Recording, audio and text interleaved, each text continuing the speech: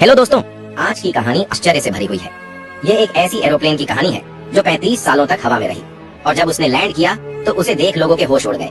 ये एक ऐसा विमान जो 35 सालों तक हवा में रहा। जब लौटा तो बहुत सारे लोग इस घटना को टाइम ट्रेवल से जोड़ते हैं, तो कई ऐसे भी लोग हैं जो इस घटना को एक भूतिया घटना से जोड़ते हैं।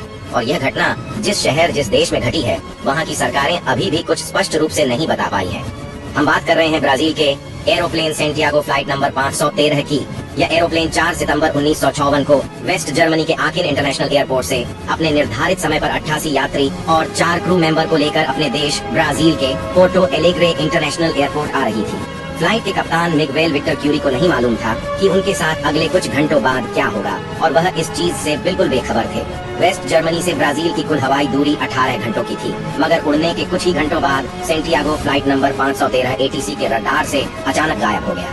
यह देख एटीसी में काम कर रहे अधिकारी और कर्मचारियों को पहले तो आश्चर्य हुआ, जब कुछ मिनटों बाद भी एरोप्लेन रडार पर नजर नहीं आई तो यह देख उनके होश उड़ गए और उन्हें कुछ समझ नहीं आ रहा था कि प्लेन अचानक कहां चली गई और वह एरोप्लेन से लगातार संपर्क साधने की कोशिश करने लगे, मगर सेंटियागो फ्लाइट नंबर 513 की ओर से कोई जवाब नहीं मिल रहा था।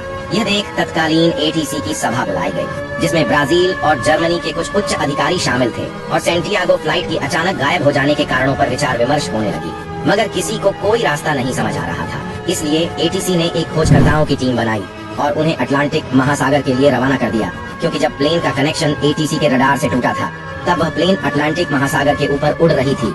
एटीसी को लगा सेंटियागो फ्लाइट नंबर 513 किसी घटना का शिकार हो चुकी है, मगर जब खोजकर्ताओं की टीम अटलांटिक महासागर पहुंची तब उन्हें वहां कोई भी क्षतिग्रस्त एरोप्लेन का मलबा नहीं मिला। और फिर एटीसी की ओर से यह भी अनुमान लगाया गया कि हो सके प्लेन अटलांटिक महासागर के गहराइयों में चला गया हो, और इसके लिए भी एक टीम बनाई गई। खोजकर्ताओं की टीम ने करीब हर जगह छान मारी जहाँ प्लेन की होने की उम्मीद थी, मगर प्लेन का कोई सुराग नहीं मिला।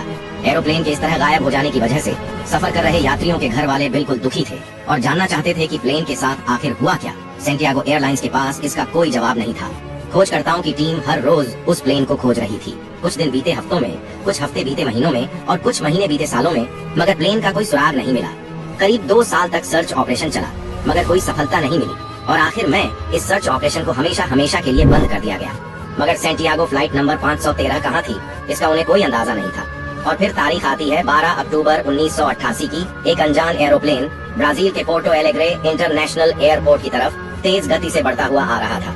एटीसी में काम कर रहे कर्मचारियों को रडार पर जैसे ही अनजान प्लेन की सूचना मिलती है, यह देख वह चौकन्ना हो जाते हैं और वह अनजान प्लेन से संपर्क साधने की कोशिश करते हैं, मगर प्लेन की तरफ से कोई जवाब नहीं आता और वह तेज गति से लगातार एयरपोर्ट के रनवे की तरफ बढ़ रहा था। लगातार प्लेन से संपर्क साधने की कोशिश जब नाकाम हो जाती है, तब आनंद फानंद में रनवे को खाली कराया जाता है और कुछ ही मिनटों बाद एक अनजान प्लेन ब्राजील के एयरपोर्ट पर लैंड कर जाती है।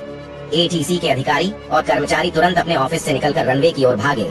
जब वहां पर पहुंचकर उन्होंने प्लेन को देखा, उनके पैरों तले जमीन खिसक गई, क्योंकि जो प्लेन थी वह सेंटियागो एयरलाइंस कंपनी की थी और यह कंपनी 1956 को ही बंद हो चुकी थी। ठीक सेंटियागो फ्लाइट नंबर 513 के गायब होने के 35 साल बाद ही अधिकारी और कर्मचारी जो प्लेन अभी देख रहे थे, वह प्लेन बिल्कुल नई लग रही थी। उन्हें कुछ समझ नहीं आ रहा था। अधिकारियों ने कुछ कर्मचारियों को प्लेन के अंदर जाकर देखने को कहा। जैसे ही वे लोग अंदर गए, उनके मुंह से चीख निकल गई। प्लेन पूरी कंकाल से भरी हुई थी। जब उन्होंने कॉकपिट का दरवाजा खोला तो उन्होंने देखा फ्लाइट के कप्तान मिगवेल विक्टर क्यूरी के हाथों में प्लेन का कंट्रोल्स था और वह भी मर चुके थे और उनका शरीर भी कंकाल बन चुका था। सभी अधिकारी यह सब देख डर से प्लेन से बाहर आ जाते हैं और फिर से प्लेन वापस हवा में उड़ जाता है। अब इस कहानी में कितनी सच्चाई है, चलिए यह भी जान लेते हैं। आपको बता दें कि जर्मनी के अखबार में छपी यह खबर सरासर गलत है। ये फर्जी खबर इरविन फिशर नाम के रिपोर्टर ने छापी थी। इस फर्जी खबर की बिना जांच किए उस दौर में दुनिया के कई अखबारों ने छापा, जिसने लोगों के बीच डिबेट को जन्म दे दिया।